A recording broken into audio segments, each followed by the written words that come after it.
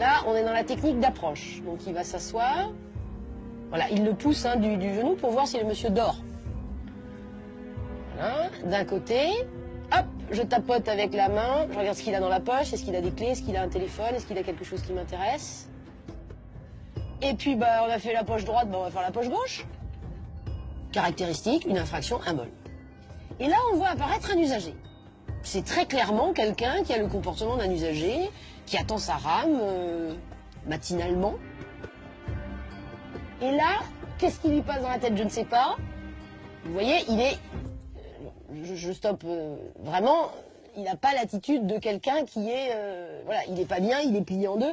On se demande même s'il ne va pas vomir ou quelque chose comme ça. On se dit, tiens, il est vraiment pas bien, il est malade. Voilà. Et là, l'usager l'a vu. Donc il a vu qu'il s'est levé, et vous allez voir que l'usager va le voir partir en crabe. Donc là, il n'a pas forcément compris que le monsieur était pas bien. Par contre, quand on va le voir partir en crabe, là, il peut pas ne pas comprendre que le type, il est complètement saoul. Et il le voit se rapprocher, regardez, il est à 2 cm, il a les mains dans les poches, il le voit, il n'y a absolument aucun doute là-dessus, il est dans la même attitude. Et il tombe. Voilà, la chute est là, la personne est ici. Hein. Regardez l'attitude de l'usager. Demi-tour toute. Et là, je m'en vais. Et j'ai toujours les mains dans les poches. Donc, il a vu.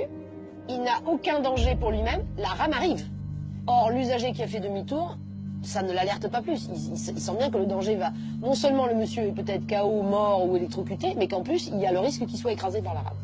À aucun moment, cet usager n'a fait quelque chose de positif pour porter assistance à l'usager, ni prévenu les secours, ni interrompu le trafic, ni se précipiter vers lui, ni lever les bras au ciel, ni crier, ni faire un réflexe. Voilà, il a fui. Il s'est comporté totalement comme un indifférent à tout le moins, voire, comme on employait l'expression tout à l'heure, comme un lâche, très clairement. Et le paradoxe dans cette séquence-là, c'est que c'est l'auteur du vol qui, lui, va venir porter assistance. Voilà le voleur. Le voleur, lui, arrive en courant. Et voilà l'usager qui a bien vu que la personne est tombée, qui a toujours les mains dans les poches, qui ne s'est approché de rien, qui ne s'approche pas de l'individu, et qui va même tenter de monter dans la rame, alors que le voleur, lui, se précipite pour lui porter secours. Et il va lui tendre la main, il va l'aider à remonter. Par chance, le jeune homme n'a rien. Il est juste un peu sonné.